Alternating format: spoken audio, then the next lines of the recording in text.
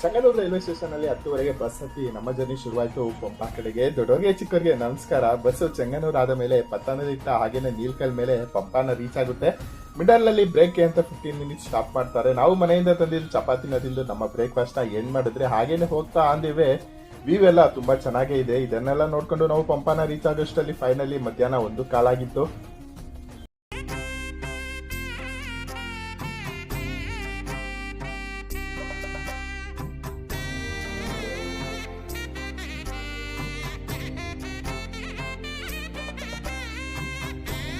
ಪಂಪಾ ನದಿಯಲ್ಲಿ ಸ್ನಾನ ಮಾಡಿ ಇರುಮುಡಿಯನ್ನು ಬೆಟ್ಟ ಹತ್ತೋದಕ್ಕೆ ಶುರು ಮಾಡಿದ್ರಿ. ನಾವು ಹತ್ತಿದ್ದು ಕಟ್ಟೆಜಾಡಲ್ಲಿ. ಮುಂಚೆ ಈ ಒಂದು ರೋಡಲ್ಲಿ ಕತ್ತೆಗಳು ಓಡಾಡ್ತಾ ಇದಕ್ಕೆ ಇದಕ್ಕೆ ಕಟ್ಟೆಜಾಡ್ ಅಂತ ಕರೀತಾರೆ.